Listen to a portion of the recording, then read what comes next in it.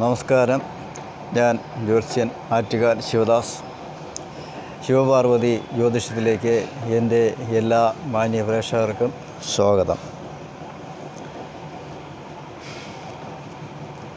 ഇന്ന് ഇവിടെ പറയുന്നത് സർവേശ്വരകാരകനായിട്ടുള്ള വേഴം മഹാഗുരു രാശി മാറുന്നു, അതുമായി ബന്ധപ്പെട്ടുള്ള വീഡിയോയാണ് ചെയ്യുന്നത്. അപ്പോൾ ഈ വീഡിയോ ചെയ്യാനായിട്ട് കുറച്ച് വൈകി, ക്ഷമിക്കുക.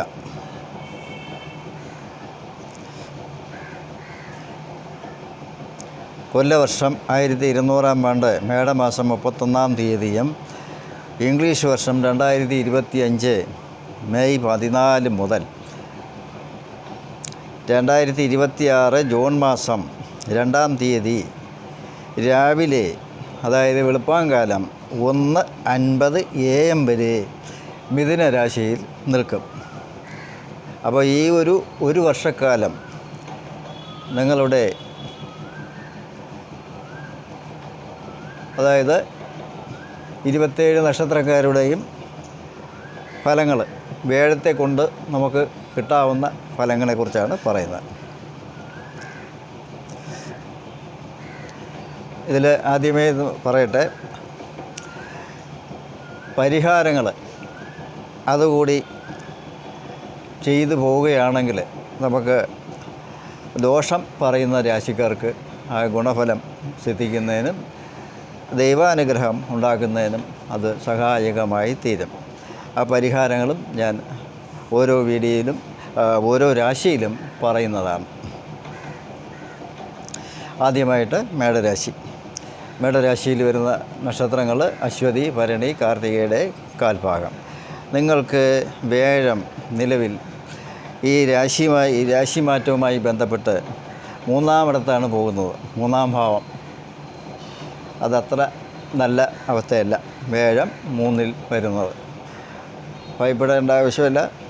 ധനപരമായ കാര്യങ്ങളും കൊടുക്കൽ വാങ്ങലുകളും ഒക്കെ തന്നെ ശ്രദ്ധാപൂർവം വേണമെന്നാണ്.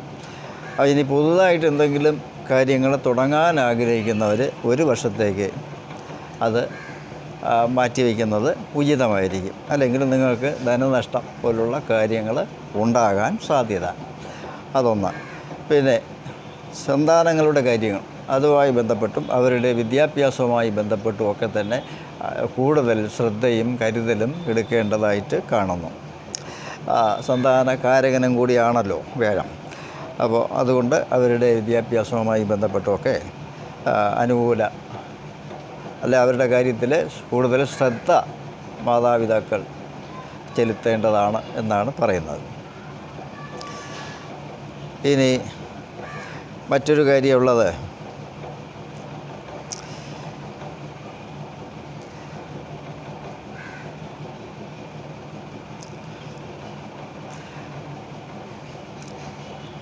ഈ വേഴത്തിൻ്റെ വീഡിയോ ആണ് ചെയ്യുന്നുവെങ്കിലും ശനി നിങ്ങൾക്കുള്ള ഫലം, ശനി എന്താ ചെയ്യുന്നത് അതുകൂടി പറയുന്നു. അത് മനസ്സിലാക്കുന്നതിന് വേണ്ടിയാണ്. അപ്പോൾ മേടരാശിക്കാർക്ക് ശനിയുടെ ഒരു ബുദ്ധിമുട്ടുണ്ട്. 7 ശനികാലം ആരംഭിച്ചു കഴിഞ്ഞു. അപ്പോൾ അതുമായി ബന്ധപ്പെട്ട് വേഴം 3ൽ മറയുന്നു, 7 ശനികാലം സ്റ്റാർട്ട് ചെയ്തു. അപ്പോൾ ഇത് രണ്ടും നമ്മൾ നോക്കുമ്പോൾ മേടരാശിയെ സംബന്ധിച്ച് ചില ബുദ്ധിമുട്ടുകൾ വരാം. അപ്പോൾ ദൈവാനുഗ്രഹം വർദ്ധിപ്പിക്കുക എന്നുള്ളതാണ് മുഖ്യമായിട്ടുള്ള കാര്യങ്ങൾ. ഭയപ്പെട്ട് ഇരിക്കേണ്ട അവസ്ഥയില്ല.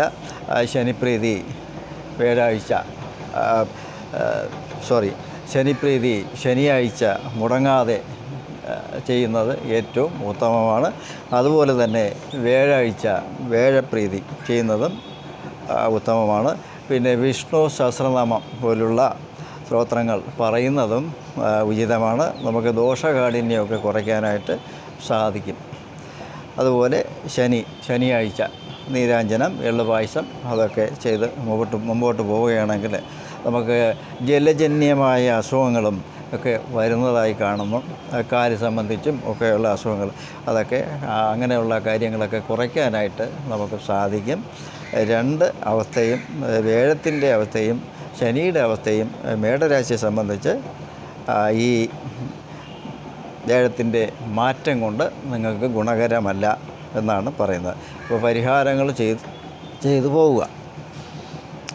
അപ്പോൾ ഇതൊക്കെ പറഞ്ഞുവെങ്കിലും നമ്മുടെ സ്വന്തം ജാതകത്തിൽ വ്യാഴം നല്ല സ്ഥാനങ്ങളിൽ ഒക്കെ നിൽക്കുന്നുവെങ്കിൽ, അനിഷ്ടസ്ഥാനത്തല്ല എങ്കിൽ നമുക്ക് ദോഷം ചെയ്യില്ല. അതുമാത്രമല്ല, ഇപ്പോഴത്തെ ദശ മേടരാശിക്കാർക്ക് ഇപ്പോഴുള്ള അതായത് നക്ഷത്രവശാൽ, അതായത് ഇപ്പോഴുള്ള ദശ അപഹാരമൊക്കെ നല്ലതാണെങ്കിൽ നമുക്ക് ദോഷം കുറയും, ദോഷകാഠിന്യം കുറയും. പിന്നെ ജാതകത്തിൽ ഹംസയോഗം, ഗജകേശ്വരി യോഗം ഇതൊക്കെ ഉള്ളവർക്ക് ഈ വ്യാഴം 3-ൽ പോയാൽ തന്നെയും കൂടുതൽ ഭയപ്പെടേണ്ടതായി ഇല്ല. അപ്പോൾ ഭാഗ്യം ഉണ്ടാകാനായിട്ട്, അല്ലെങ്കിൽ ദോഷങ്ങൾ വരാതിരിക്കാനായിട്ട് വ്യാഴപ്രീതി, ശനിപ്രീതി. ഇനി പറയുന്നത് ഇടവമാണ്. ഇടവരാശിക്കാർക്ക്, ഇടവരാശിയിൽ വരുന്ന നക്ഷത്രങ്ങൾ കാർത്തിക മുക്കാൽ, രോഹിണി മകയിരത്തിൻ്റെ ആദ്യ പകുതി.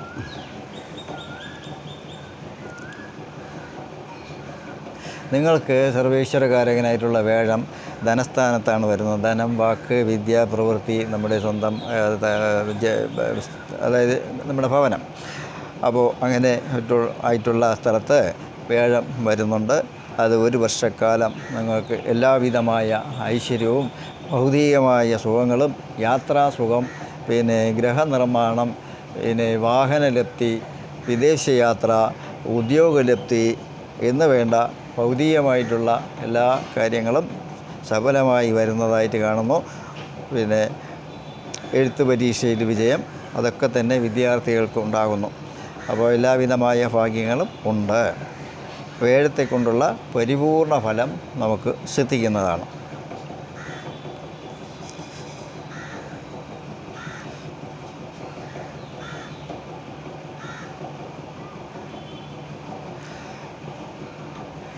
അപ്പോൾ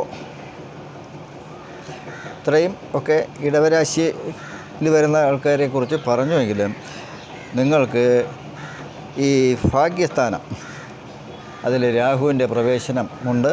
ഇത് പറയാനുള്ള കാരണം, ഈ മെയ് മാസത്തിൽ ഗ്രഹങ്ങൾ തുടരെയായി മാറുന്ന ഒരു അവസ്ഥയുണ്ട്.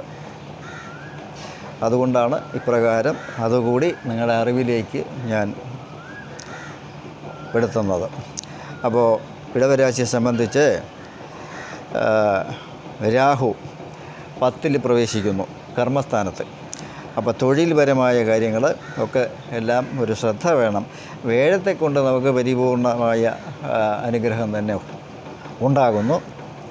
എന്നാൽ ആ കർമ്മസ്ഥാനത്ത് രാഹുവിൻ്റെ പ്രവേശനം ഒരു കരുതൽ വേണം. അതിനായിക്കൊണ്ട്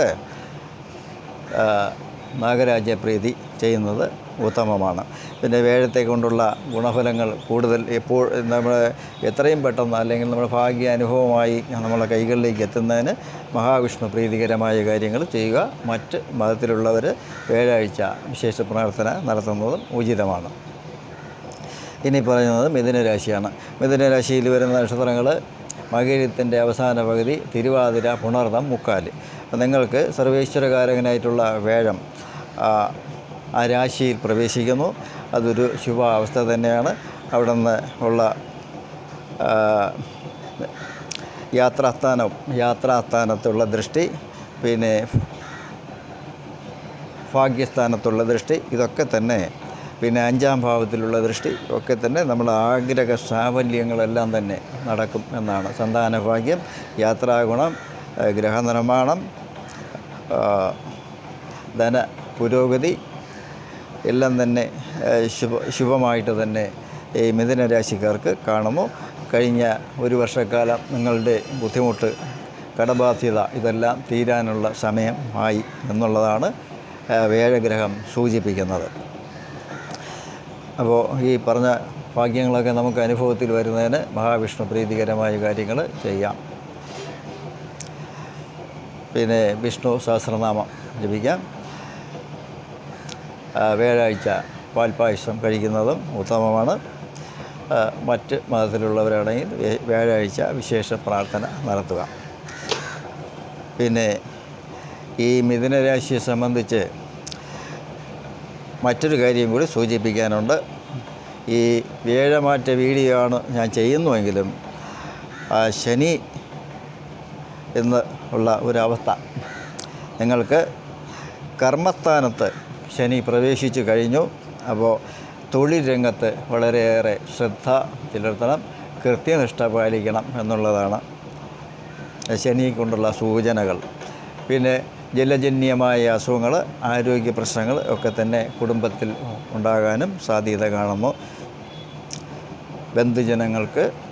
ബന്ധുജന വിയോഗം, അതായത് മാതാവിന് ആരോഗ്യ പ്രശ്നങ്ങൾ ഉണ്ടാകാൻ സാധ്യത. മാതാവിന് മാത്രമല്ല, നമ്മുടെ കൂട്ടുകാർ, അങ്ങനെയുള്ള ആൾക്കാർക്കൊക്കെ ആരോഗ്യ പ്രശ്നങ്ങളൊക്കെ ഉണ്ടാകാനുള്ള സാധ്യത. അപ്പോൾ ശനിയാഴ്ച കൂടി ശനിദേവനെ കൂടി പ്രീതിപ്പെടുത്തി പോവുകയാണെങ്കിൽ നമുക്ക് മിഥുനരാശിയെ സംബന്ധിച്ച് വലിയ ദോഷങ്ങളൊന്നും ഇല്ല.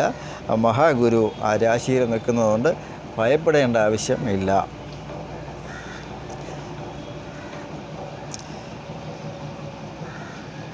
ഇനി പറയുന്നത് കർക്കിടകമാണ്.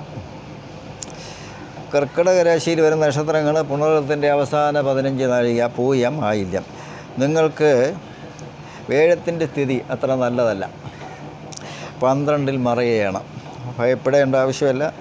ദൈവാനുഗ്രഹം വർദ്ധിപ്പിക്കുക എന്നുള്ളതാണ് പ്രധാന മാർഗം. എന്നിരുന്നാലും ഈ തീർത്ഥാടനം പോലെയുള്ള ദേവാലയ ദർശനങ്ങളൊക്കെ നടത്താനൊക്കെ ഉള്ള വളരെ കാലം കൊണ്ട് ആലോചിച്ചിരിക്കുന്ന കാര്യങ്ങൾ, അത് അങ്ങനെയുള്ള കാര്യങ്ങൾ സഫലമാകുന്നു എന്നുകൂടി വേഴം സൂചിപ്പിക്കുന്നു. പൊതുവെ ധനത്തിൻ്റെ കാരകനായ വ്യാഴം 12-ൽ മറയുമ്പോൾ നമ്മൾ കൊടുക്കൽ വാങ്ങലുകൾ, അതല്ലെങ്കിൽ എന്തെങ്കിലും പുതിയ കാര്യങ്ങൾ അത് ചെയ്യുന്നത് ഒരു വർഷത്തേക്ക് ഒന്ന് മാറ്റി വയ്ക്കുന്നതാണ് ഉചിതം. അപ്പോൾ ദൈവാനുഗ്രഹം വർദ്ധിപ്പിക്കുന്നതാണ് ഏറ്റവും നല്ലത്. വിഷ്ണു സഹസ്രനാമം അങ്ങനെയുള്ള കാര്യങ്ങൾ, സ്തോത്രങ്ങളൊക്കെ പറയുന്നതും നല്ലതാണ്. ദിവസവും 2 നേരം, രാവിലെയും വൈകുന്നേരവും ഒക്കെ ചെയ്യുന്നത് നല്ലതാണ്. നമ്മുടെ ദോഷങ്ങളൊക്കെ കുറയാനും മനസ്സിൽ നല്ല ചിന്തകൾ വരുന്നതിനുമായിട്ട് അത്തരം കാര്യങ്ങൾ ഉചിതമാണ്. പിന്നെ സന്താനങ്ങളുടെ കാര്യങ്ങൾ, അവരുടെ കാര്യവുമായി ബന്ധപ്പെട്ട് പാഴ് ചിലവുകളൊക്കെ വരാതെയും കൂടെ ശ്രദ്ധിക്കുക. അവരുടെ വിദ്യാഭ്യാസവും നമ്മൾ ജാഗ്രതയോടെ നോക്കിക്കാണേണ്ടതാണ്. അങ്ങനെയുള്ള കാര്യങ്ങളൊക്കെയാണ് ഈ കർക്കിടകക്കൂറിൽ വരുന്ന നക്ഷത്രക്കാർക്ക് അനുഭവത്തിൽ വരുന്നത്. പിന്നെ മറ്റൊരു കാര്യം കൂടിയുണ്ട്. നിങ്ങൾക്ക് ഈ മെയ് മാസം 18-ന് തന്നെ അഷ്ടമത്തിൽ രാഹു പ്രവേശിക്കുന്നു. അഷ്ടമം എന്ന് പറയുമ്പോൾ ആയുസ്സിൻ്റെ സ്ഥാനമാണ്. ഭയപ്പെടേണ്ട കാര്യമില്ല. എന്തെങ്കിലും ആരോഗ്യ പ്രശ്നങ്ങൾ, സൂചനകൾ ഉണ്ടായാൽ അതിന് കാലതാമസം കൂടാതെ ഡോക്ടറെ കാണേണ്ടതാണ്. അഷ്ടമത്തിൽ രാഹു അത്തരം കാര്യങ്ങളെ സൂചിപ്പിക്കുന്നു. പിന്നെ ഇടുപ്പ് സംബന്ധിച്ചോ കാല് സംബന്ധിച്ചോ ഒക്കെ ഉള്ള ക്ഷീണാവസ്ഥകൾ ഒക്കെ ഉണ്ടാകാൻ സാധ്യത ഉണ്ട്. പറഞ്ഞ് ഭയപ്പെടുത്തുന്നതല്ല.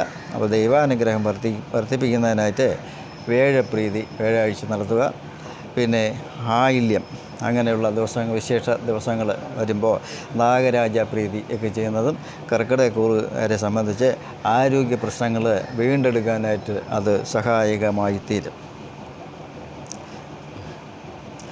അപ്പോൾ ഈ കർക്കിടകക്കൂറുകാർക്ക് ദോഷം ആണ് ഞാൻ പറഞ്ഞുവെങ്കിലും നിങ്ങളുടെ സ്വന്തം ജാതകത്തിൽ വ്യാഴം സ്വക്ഷേത്രവാനായിട്ടോ ഉച്ചരാശിയിലോ ഒക്കെ നിൽക്കുന്നുവെങ്കിൽ, അത് നല്ല യോഗത്താലൊക്കെ നിൽക്കുന്നുവെങ്കിൽ ഭയപ്പെടേണ്ട ആവശ്യമില്ല.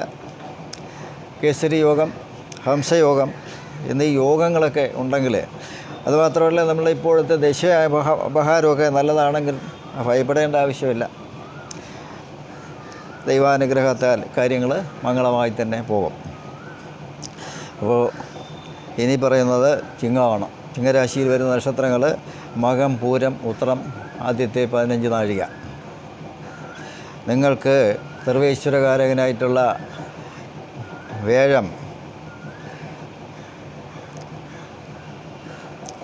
11-ലാണ്. അവിഷ്ടസ്ഥാനമായ 11-ലാണ്.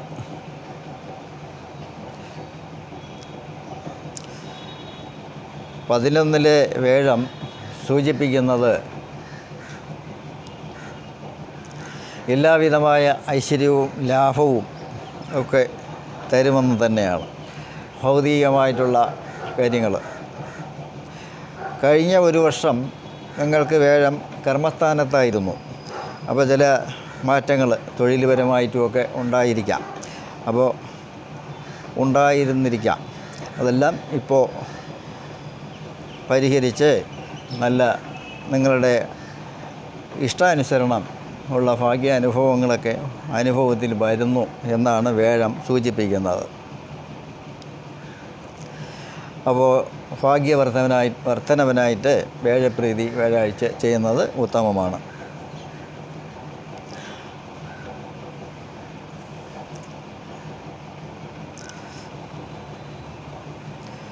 വിവാഹാധികാരികൾ സന്താനങ്ങളുടെ അവരുടെ ഉന്നമനം, വിദ്യാഭ്യാസവുമായി ബന്ധപ്പെട്ട് ഒക്കെ, പിന്നെ യാത്രാഗുണം, വാഹനലബ്ധി, ഗൃഹനിർമ്മാണം, എല്ലാവിധമായ ഐശ്വര്യവും വേഴം തരും എന്ന് തന്നെയാണ് കാണുന്നത്.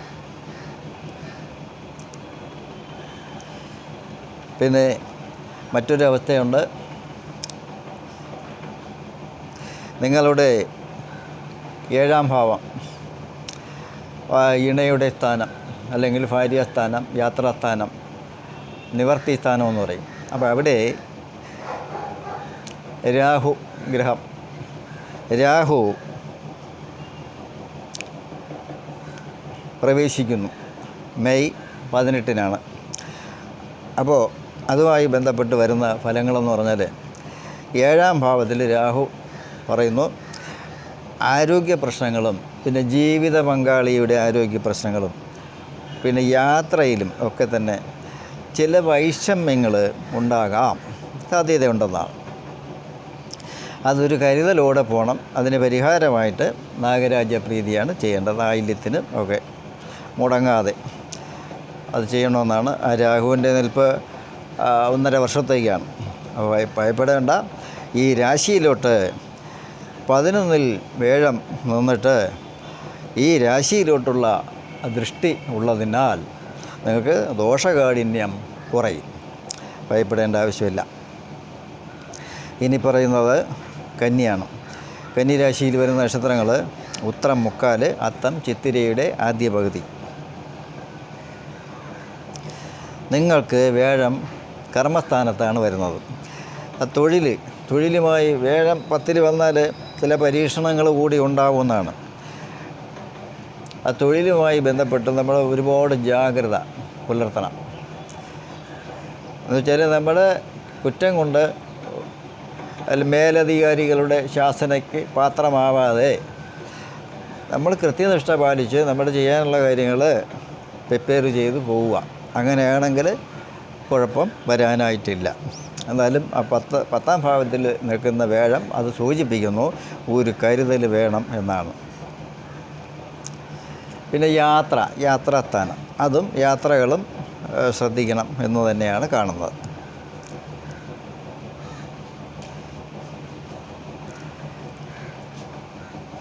വേഴം 10-ൽ നിൽക്കുമ്പോൾ മുഖ്യമായിട്ട് തൊഴിലാണ് കൂടുതൽ ജാഗ്രത പുലർത്തേണ്ടത്. അപ്പോൾ ഈ കന്നിരാശിയെ സംബന്ധിച്ച് മറ്റൊരു അവസ്ഥയും കൂടി ഉണ്ട്. ഈ സ്ഥിതിയുടെ അവസ്ഥയാണ് പറയുന്നതെങ്കിലും ശനി നിങ്ങൾക്ക് കണ്ടകശനി രൂപത്തിലാണ്. ആ ശനിയുടെ പ്രവേശനമൊക്കെ കഴിഞ്ഞു. അപ്പോൾ ഭയപ്പെടേണ്ട. 2 വർഷവും 2 മാസത്തേക്കാണ് നിങ്ങൾക്ക് 7-ൽ ശനി നിൽക്കുന്നത്.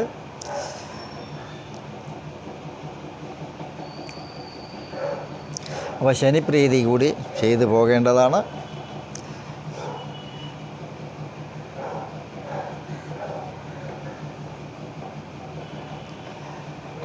ശനിയാഴ്ച മുടങ്ങാതെ ശനിയാഴ്ച ശനി പ്രീതികരമായ കാര്യങ്ങൾ ചെയ്യാം. ശനിക്ക് എള്ള് പായസം നടത്താം, നീരാഞ്ജനം പോലെയുള്ള കാര്യങ്ങൾ, ചിലവ് കുറഞ്ഞ കാര്യങ്ങൾ ചെയ്യാം. പിന്നെ ഇതൊക്കെ നിങ്ങളുടെ സാന്നിധ്യം കൂടി ഉണ്ടായാൽ, അമ്പലത്തിൽ പോവുക, സാന്നിധ്യം ഉണ്ടായാൽ അതായിരിക്കും ഏറ്റവും ഉത്തമം. അപ്പോൾ വ്യാഴാഴ്ച വേഴപ്രീതി, ശനിയാഴ്ച ശനിപ്രീതി, ഇതൊക്കെയാണ് കന്നിരാശിയെ സംബന്ധിച്ച് പറയാനുള്ളത്. പിന്നെ ഞാൻ ഒന്നുകൂടി സൂചിപ്പിക്കുന്നു, നിങ്ങളുടെ യഥാർത്ഥ ജാതകത്തിൽ വേഴം നല്ല സ്ഥാനത്താണെങ്കിൽ ഭയപ്പെടേണ്ട ആവശ്യമില്ല.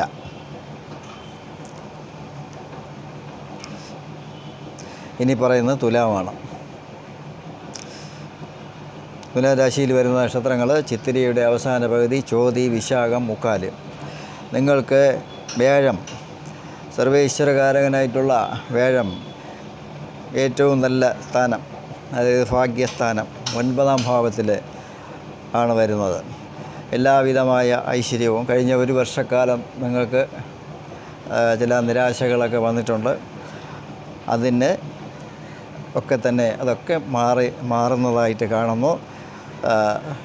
സന്താനം ഇല്ലാത്ത ദമ്പതിമാർക്ക് സന്താന ഭാഗ്യവും, പിന്നെ വിദേശ യാത്ര ചെയ്യാൻ ആഗ്രഹിക്കുന്നവർക്ക് വിദേശ യാത്രയും, പിന്നെ ഗൃഹനിർമ്മാണം, വാഹനലബ്ധി, ക്രയവിക്രയങ്ങൾ, ഭൂമിലാഭം, എല്ലാവിധമായ ഭാഗ്യാനുഭവങ്ങളും ഉണ്ടാകും എന്ന് തന്നെ വേഴഗ്രഹം സൂചിപ്പിക്കുന്നു. ഈ പറഞ്ഞ കാര്യങ്ങളൊക്കെ നമ്മളെ അനുഭവത്തിൽ പെട്ടെന്ന് കിട്ടുന്നതിനായിട്ട് മഹാവിഷ്ണു പ്രീതികരമായ കാര്യങ്ങൾ ചെയ്യുക. മറ്റ് മതത്തിലുള്ളവരാണെങ്കിൽ വ്യാഴാഴ്ച വിശേഷ പ്രാർത്ഥന നടത്തുക. അപ്പോൾ വേഴത്തെ കൊണ്ടുള്ള പരിപൂർണമായ ഭാഗ്യം നമുക്കുണ്ട്. പിന്നെ പിതൃധനം കിട്ടാനുള്ളവർക്ക് അത് ഈ വർഷം തന്നെ കിട്ടുന്നതായിട്ട് കാണുന്നു.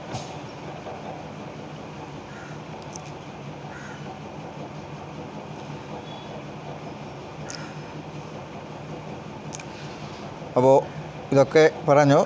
മറ്റൊരു അവസ്ഥയുണ്ട്. തുലാ രാശിക്കാർക്ക് ഈ രാഹുവിൻ്റെ പ്രവേശനം 5-ലോട്ടുണ്ട്. അപ്പോൾ 5-ാം ഭാവം, അതിൽ രാഹു പ്രവേശിക്കുന്നു. നമ്മുടെ മനസ്സൊക്കെ ചില ചിന്തകൾ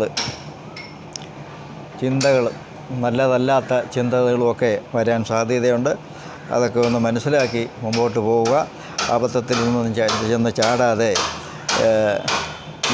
യുവാക്കൾ ശ്രദ്ധിക്കേണ്ടതാണ്.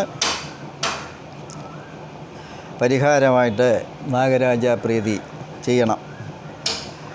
അത് മുടങ്ങാതെ ചെയ്യുന്നത് നല്ലതാണ്.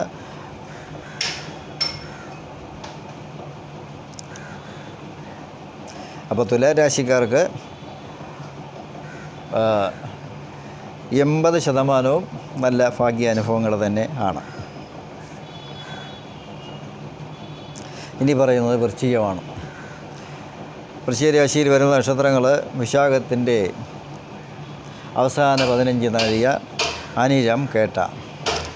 നിങ്ങൾക്ക് വേഴം അഷ്ടമത്തിൽ മറയുന്നു. അപ്പോൾ ധനപരമായ കാര്യങ്ങൾ, നിങ്ങൾക്ക് 2 ചുമതലയുള്ള ഗ്രഹമാണ് അഷ്ടമത്തിൽ പോകുന്നത്. അതായത് 2 ധനത്തിൻ്റെയും നമ്മൾ ആഗ്രഹിക്കുന്ന കാര്യങ്ങൾ, സന്താനഭാവം എന്നും പറയും. അപ്പോൾ 2ഉം 5ഉം ചുമതല വഹിച്ചുകൊണ്ട് ചുമതലയുള്ള ഗ്രഹമാണ് അഷ്ടമത്തിൽ മറയുന്നത്. അപ്പോൾ ധനപരമായ കാര്യങ്ങൾ വളരെ ജാഗ്രത വേണം. ധനമിടപാടുകളൊക്കെ ഒരു വർഷത്തേക്ക് മാറ്റിവെക്കുന്നതും ഉചിതം. പുതുതായിട്ട് എന്തെങ്കിലും തുടങ്ങാൻ ആഗ്രഹിക്കുന്നവരും അത് ഒരു വർഷം കഴിഞ്ഞ് തുടങ്ങുന്നതാണ് നല്ലത്. അല്ലെങ്കിൽ ധനനഷ്ടങ്ങൾ വരാൻ സാധ്യത കാണുന്നു. അതുമാത്രമല്ല, നമ്മളെ കുഞ്ഞുങ്ങളുടെ കാര്യത്തിൽ അവരുടെ വിദ്യാഭ്യാസവുമായി ബന്ധപ്പെട്ടും മറ്റുമൊക്കെയുള്ള ക്ലേശങ്ങളൊക്കെ ഉണ്ടാവാം. അപ്പോൾ അതെല്ലാം ഒരു ജാഗ്രത വേണമെന്നാണ്. അങ്ങനെയാണെങ്കിൽ ദോഷം ഇല്ലാതെ നമുക്ക് അതിജീവിച്ച് പോകാനായിട്ട് സാധിക്കും. വിഷ്ണു സഹസ്രനാമം ജപിക്കുന്നത് ഉത്തമമാണ്. വിഷമതകൾ നമുക്ക് എന്തെങ്കിലും നിരാശയൊക്കെ വരുന്നെങ്കിൽ അത് അതിജീവിക്കാനായിട്ട് സാധിക്കും വിഷ്ണു സഹസ്രനാമം ജപിക്കുന്നത്. പിന്നെ മറ്റൊരവസ്ഥ, ഈ രാഹുവിൻ്റെ പ്രവേശനം മെയ് 18 ഉണ്ട്. മെയ് 18 അത് നിങ്ങളുടെ കുടുംബസ്ഥാനത്താണ് വരുന്നത്. കുടുംബസ്ഥാനം, മാതൃസ്ഥാനം, കൂട്ടുകാരുടെ സ്ഥാനം, പിന്നെ ജനങ്ങളുടെ സ്ഥാനം. അപ്പോൾ അങ്ങനെയുള്ള സ്ഥാനത്തൊക്കെയാണ് വരുന്നത്. അപ്പോൾ എല്ലാ കാര്യങ്ങളും ഒരു ജാഗ്രതയോടെ പോകണം എന്നാണ്. കുടുംബത്തിൽ ശാന്തിയും സമാധാനവും ഒക്കെ ഉണ്ടാക്കുന്നതിനായിട്ട് നാഗരാജ പ്രീതി ചെയ്യേണ്ടതാണ് ആയില്യത്തിന്. അങ്ങനെയാണെങ്കിൽ നമുക്ക് വേഴത്തെ കൊണ്ടുള്ള ദോഷങ്ങളും രാഹുവിൻ്റെ സ്ഥിതിയും ഒക്കെ തന്നെ അതിൻ്റെ ദോഷം മാറ്റിയെടുക്കാൻ സാധിക്കും. ഇനി പറയുന്നത് ധനുവാണ്. ധനുരാശിയിൽ വരുന്ന നക്ഷത്രങ്ങൾ മൂലം, പൂരാടം, ഉത്രാടം, കാല്. നിങ്ങൾക്ക് സർവേശ്വരകാരകനായിട്ടുള്ള വേഴം നിവൃത്തി സ്ഥാനത്ത് വന്നിട്ടുണ്ട്. വിവാഹാധികാരികൾ, സന്താനഭാഗ്യം, യാത്ര, വിദേശയാത്ര, ഗൃഹനിർമ്മാണം, വാഹനലബ്ധി, ക്രയവിക്രയങ്ങൾ എല്ലാം തന്നെ ആ വേഴത്തെ കൊണ്ട് സൂചിപ്പിക്കുന്നു. അപ്പോൾ ദൈവാനുഗ്രഹം ഉണ്ട് എന്ന് കാണുന്നു. അപ്പോൾ അതിനായിക്കൊണ്ട് മഹാവിഷ്ണു പ്രീതികരമായ കാര്യങ്ങൾ ചെയ്യുമ്പോൾ ഈ ഭാഗ്യ അനുഭവങ്ങൾ എത്രയും നേരത്തെ തന്നെ നമ്മുടെ കൈകളിലേക്ക് എത്തുന്നതാണ്.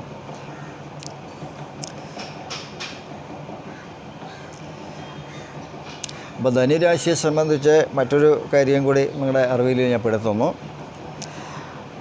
ശനിയുടെ അവസ്ഥ വെച്ചിട്ട് കണ്ടകശനി കാലമാണ്. അപ്പോൾ അതുകൂടി ഒന്ന് മനസ്സിലാക്കി പോയാൽ ഉത്തമമായിരിക്കും. അപ്പോൾ ശനിപ്രീതികരമായ കാര്യങ്ങൾ കൂടി ശനിയാഴ്ച ചെയ്യുകയാണെങ്കിൽ നമുക്ക് ദോഷങ്ങളില്ലാതെ പൂർണ്ണമായ ഭാഗ്യം തന്നെ കൈവരിക്കാൻ കഴിയും. ഈ ഒരു വർഷം നിങ്ങൾക്ക് ഏറ്റവും പ്രധാനപ്പെട്ട ഒരു വർഷമായി തന്നെ അനുഭവത്തിൽ വരും. അപ്പോൾ ശനിപ്രീതി അനിവാര്യമാണ്, അത് മറന്നു പോകരുത്. ജലജന്യമായ അസുഖങ്ങളും ഒക്കെ ഉണ്ടാകാൻ സാധ്യതയുണ്ട്. അപ്പോൾ അതിൻ്റെ ഈ വേഴത്തിൻ്റെ ദൃഷ്ടി ഈ രാശിയിലോട്ടുള്ളതുകൊണ്ട് വലിയ ദോഷങ്ങളൊന്നും വരില്ല എന്നുള്ളതാണ്. ഇനി പറയുന്നത് മകരമാണ്. മകരരാശിയിൽ വരുന്ന നക്ഷത്രങ്ങൾ ഉത്രത്തിൻ്റെ മുക്കാൽ ഭാഗം മകരരാശിയിൽ വരുന്ന നക്ഷത്രങ്ങൾ ഉത്രാടം മുക്കാൽ ഭാഗം, തിരുവോണം അവിട്ടത്തിൻ്റെ ആദ്യ പകുതി.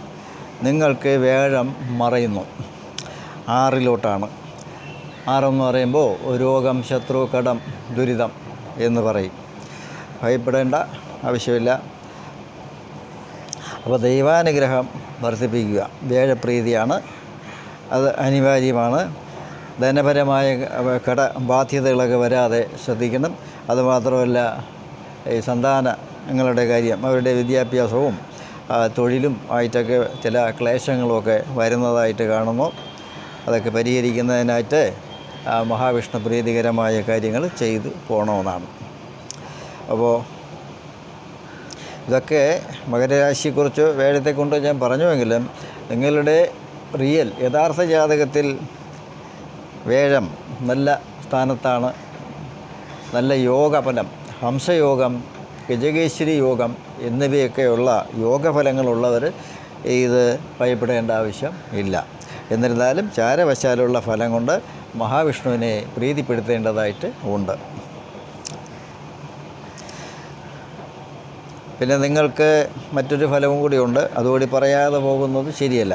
അതായത് ഈ രാഹുവിൻ്റെ പ്രവേശനമുണ്ട്.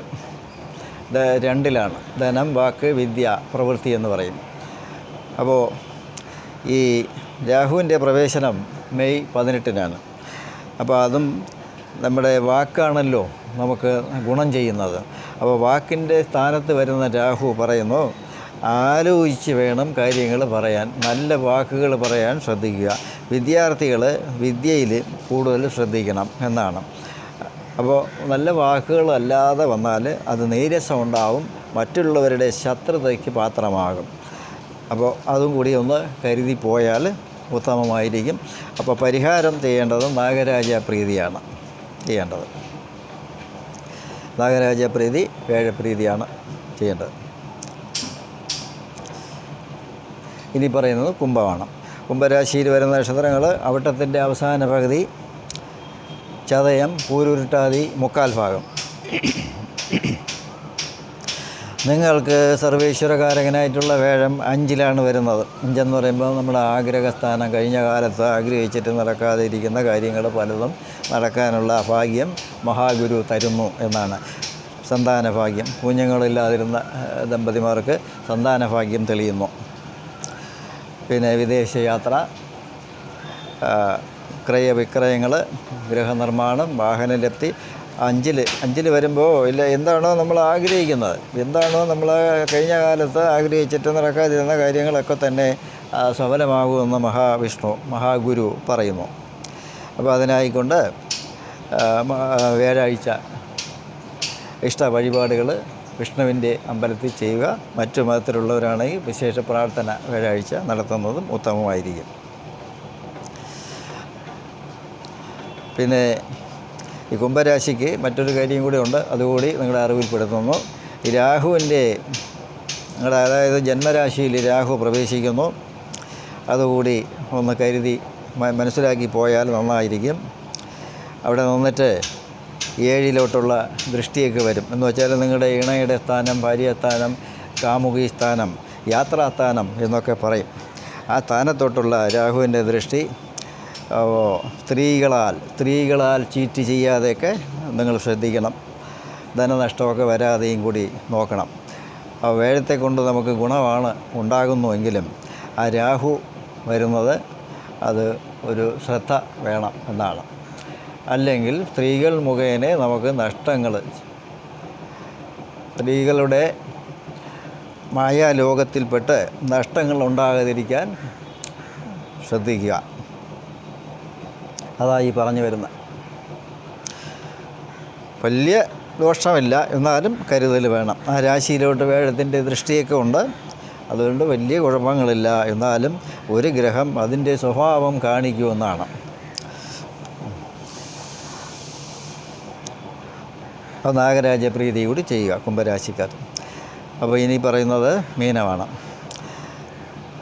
മീനരാശിയിൽ വരുന്ന നക്ഷത്രങ്ങൾ പൂരുരുട്ടാതിയുടെ അവസാന കാൽഭാഗം, ഉത്രട്ടാതി, രേവതി.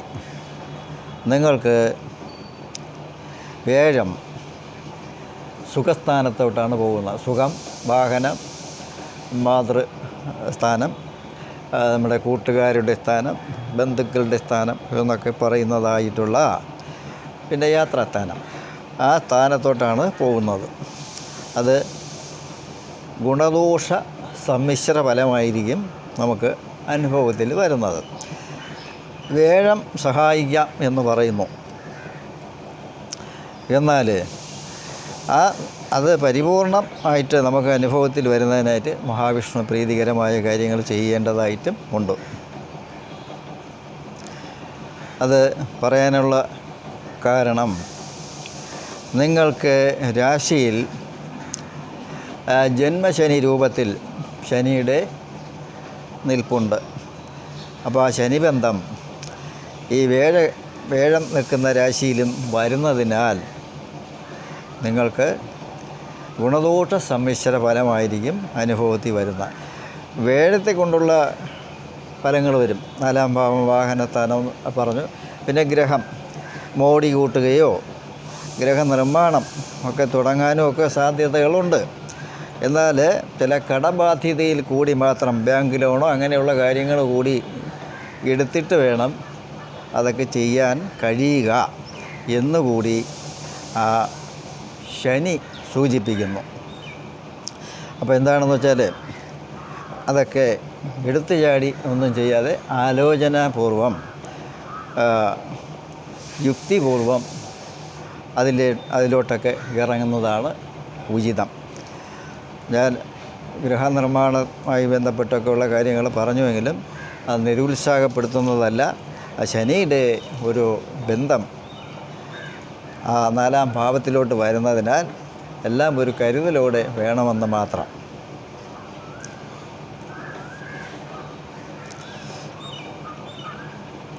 അപ്പോൾ ദൈവാനുഗ്രഹത്തിനായി ശനിപ്രീതി അനിവാര്യമാണ്. നിങ്ങൾക്ക് ശനിയുടെ ബന്ധം അവിടെ വരുന്നുണ്ട്. 2 വർഷവും 2 മാസത്തേക്കും ആ ജന്മരാശിയിൽ തന്നെ ശനി തുടരുന്നതായി കാണുന്നു. വേഴത്തിൻ്റെ വീഡിയോ ആണ് ഞാൻ ചെയ്യുന്നുവെങ്കിലും പറയുമ്പോൾ നിങ്ങൾക്കൊരു പൂർണ്ണത വേണമല്ലോ, അതിനായിക്കൊണ്ടാണ് പറയുന്നത്. അപ്പോൾ ദൈവാനുഗ്രഹം വർദ്ധിപ്പിക്കുക, വേഴപ്രീതി, ശനിപ്രീതി ഒക്കെയാണ്. അപ്പോൾ ഈ 12 രാശികളിൽപ്പെട്ടിട്ടുള്ള എല്ലാ നക്ഷത്രക്കാരുടെയും കാര്യങ്ങൾ ഞാൻ പറഞ്ഞു കഴിഞ്ഞു. അപ്പോൾ വേഴം നമുക്ക് നമ്മുടെ സ്വന്തം ജാതകത്തിൽ നല്ല സ്ഥാനത്താണ് നിൽക്കുന്നുവെങ്കിൽ, നല്ല സ്ഥാനമെന്ന് പറയുമ്പോൾ 2, 5, 11 ഓക്കെ. പിന്നെ ജന്മരാശിയിൽ അത് അങ്ങനെയാണെങ്കിൽ നമുക്ക് ദോഷം ചെയ്യത്തില്ല.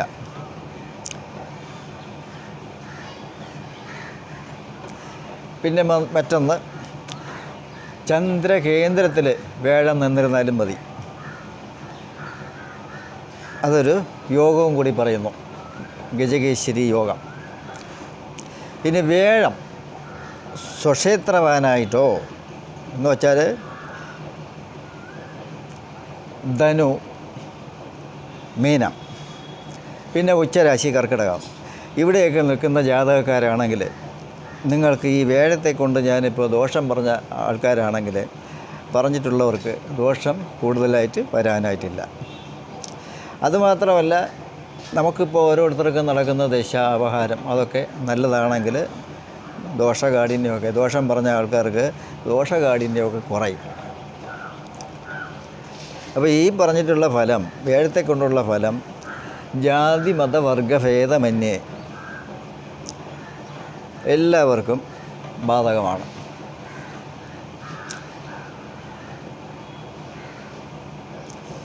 അപ്പോൾ വേഴം എങ്ങനെയാണ് നമ്മുടെ ജാതകത്തിൽ നിൽക്കുന്നു എന്നതിനെയൊക്കെ മനസ്സിലാക്കുന്നതിന് ഒരു ആസ്ട്രോളജറെ സമീപിക്കുന്നത് ഉചിതമാണ്. ആ വേഴം നമുക്ക് ദോഷം ചെയ്യുമോ അല്ലയോ, അല്ല ഗുണമാകുമോ എന്നതിനെ പറ്റിയൊക്കെ നമുക്ക് മനസ്സിലാക്കാനായിട്ട് സാധിക്കും. അപ്പോൾ ജാതകം പരിശോധിക്കാൻ താല്പര്യമുള്ളവർക്ക് എന്നെ വിളിക്കാവുന്നതാണ്. നിങ്ങളുടെ ജാതകം വിശകലനം ചെയ്ത് നിങ്ങളുടെ ഏത് ചോദ്യത്തിനും എനിക്ക് ദൈവാനുഗ്രഹത്താൽ മറുപടി പറയാൻ സാധിക്കും. അതുകൊണ്ട് താല്പര്യമുള്ളവർ, ജാതകം പരിശോധിക്കാൻ താല്പര്യമുള്ളവർ എന്നെ വിളിക്കാവുന്നതാണ്. അപ്പോൾ എല്ലാവർക്കും ഭൗതികമായ നേട്ടങ്ങളും